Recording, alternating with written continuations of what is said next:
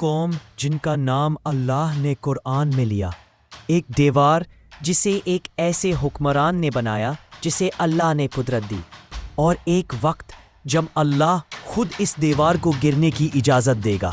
یہ یجوج اور مجوج کی اصل کہانی ہے، جیسا اسلام نے بتایا، بنا افسانے، بنا جھوٹ، صرف حق۔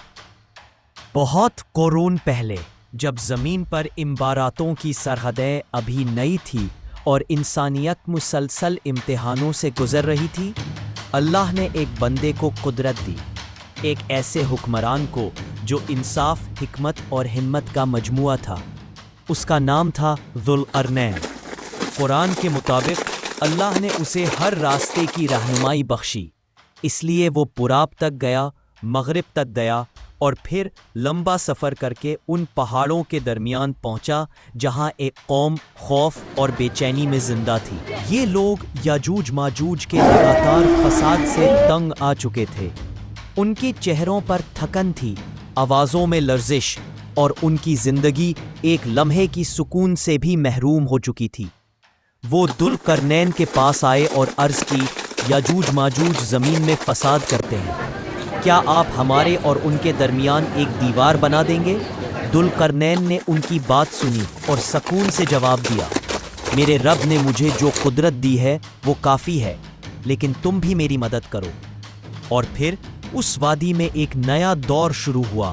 ذوالقرنین نے لوگوں کو جمع کیا، لوہے کے بڑے بڑے ٹکڑے لائے گئے، پہاڑوں کے درمیان ایک ایسی دیوار بنانی شروع ہوئی جس کے تمہید ہی اتنی عظیم تھی کہ ہوا بھی رک کر دیکھتی تھی۔ آگ کے شعلوں میں لوہا لال ہو جاتا، پھر ہاتھوں کے زور سے، ہتھاروں کی گرج سے ایک ایک لیئر جگہ پر رکھی جاتی۔ جب وہ دیوار آسمان کی طرف اٹھنے لگی، تب پگھلا ہوا تانبا اس پر ڈالا گیا تاکہ وہ اتنی مضبوط ہو جائے کہ یجوج مجوج کبھی اس پر چڑھ بھی نہ سکیں اور نہ ہی اس میں کوئی سوراخ کر سکیں۔ اور جب وہ دیوار پوری ہو گئی تو وہ وادی جو کل تک خوف کا مرکز تھی، آج سکون کا سانس لیتی تھی۔ یہ وہی دیوار تھی جس کا ذکر قرآن کرتا ہے۔ اب کہانی کا دوسرا حصہ شروع ہوتا ہے۔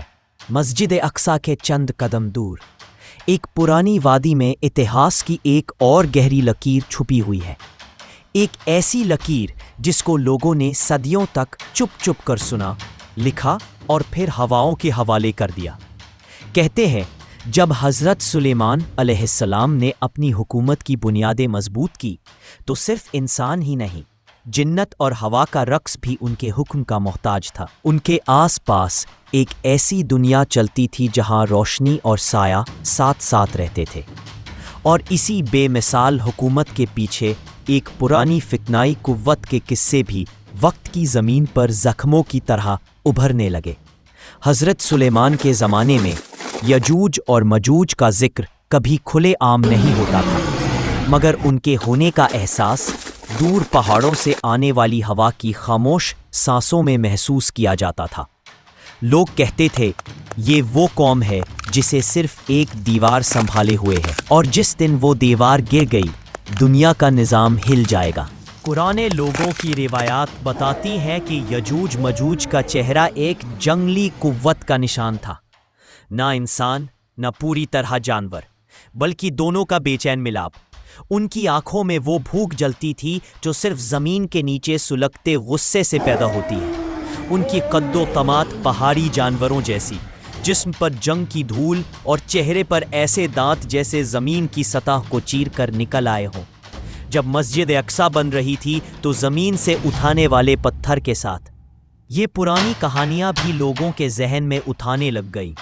ہر مزدور، ہر کارکن، ہر رات جاگنے والا فقیر، سب ایک ہی سوال سوچتے، اگر دنیا اتنی خوبصورت بننے جا رہی ہے تو وہ قوم جو بند دیواروں کے پیچھے قید ہے کیوں اتنی ہی تباہ کن ہے؟